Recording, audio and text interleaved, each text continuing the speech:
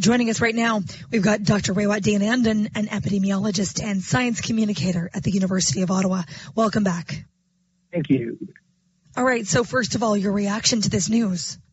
Well, it doesn't give you any pleasure, but it had to happen. I mean, we waited so long, something more, extreme had to happen now. Had we acted a couple of weeks earlier, we wouldn't have to be this extreme. This is the nature of exponential growth. By the time the crisis is upon you, it's too late to do things in small steps. How long do you think this is going to go on for?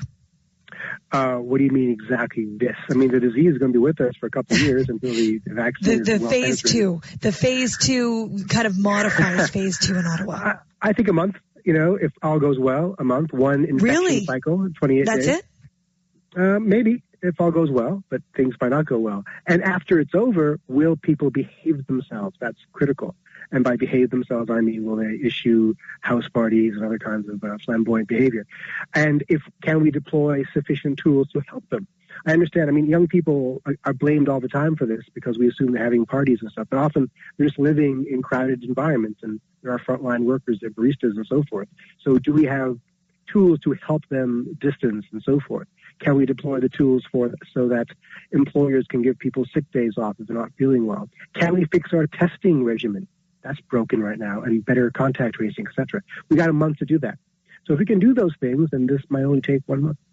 So then in a month, what would we do? Kind of ease back into the restrictions that we have right now? Table caps, limits on gathering indoors and outdoors, but just bigger limits? Yeah, if all goes well, right? So it always depends as well on will people get the flu vaccine and will there be fewer flu cases than we have seen traditionally so that the ICU beds aren't being filled. So it's a wait and see scenario in large part to see how the data unfolds. I mean, remember the challenge here or the risk here is that our hospitals become overfilled and they're already running at capacity. So if we can take the flu cases and the COVID cases off the table, we can keep our system from being overwhelmed. And I'm a stupid optimist, as I keep saying, so I like to think that 1 month will do it, but it comes down to the extent to which the public will be on board. I know in Toronto there was a Toronto Star article that there's data to suggest that 1/3 of Toronto's community outbreaks are related to bars and restaurants. That is a good piece of data to have. I think one of the frustrating things here is that we get these public stories about weddings, we get stories about park gatherings from Ottawa Public Health, which illustrate how quickly one sick person can get dozens of other people sick. But we haven't, Dr. Deonandan, heard a lot about outbreaks beginning at restaurants, bars, and gyms. Do we, in your opinion, have the evidence locally to support the decision to close those things? Not locally, but we've seen it globally. And so I think that's probably good enough. I mean, what do you want to wait for? An actual outbreak to happen in one of our restaurants? There's nothing special about our restaurant that makes it distinct from one in New York.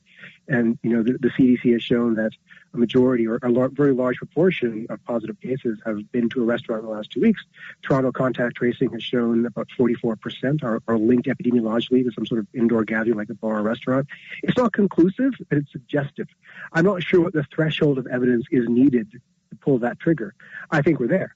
That's a policy decision, and we have to lower the threshold for evidence in situations where explosive exponential growth is at hand and when the price of inaction is too high.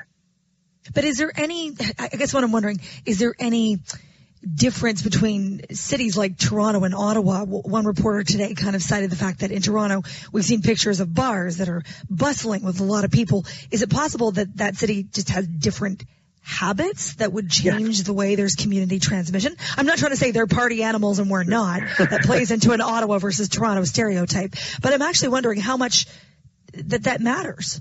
It might matter a lot. You're absolutely right. Another factor, though, is maybe we have been underestimating the extent of aerosol transmission, which would make pretty much any indoor space problematic.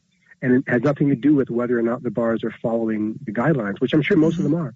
Right? Most of them are being quite responsible, or the extent to which people are following them. I think most people are following them. It's just that maybe indoor spaces are innately unsafe in the sense of aerosol transmission being at risk here.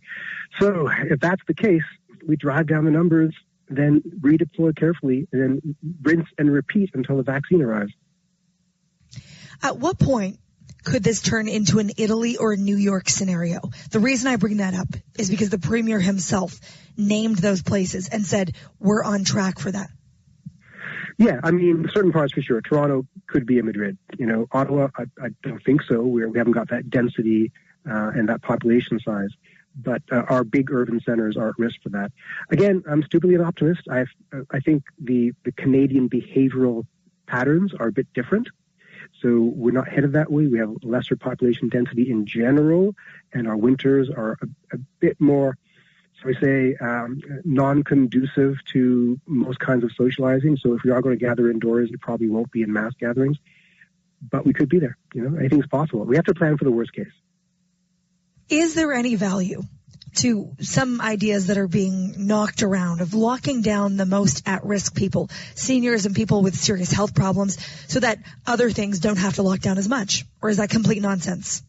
No, I think it's complete nonsense. I mean, we have to have all ideas on the table. But I don't like that idea for a number of reasons. One is, everywhere it's been tried, at least a little bit, it's failed.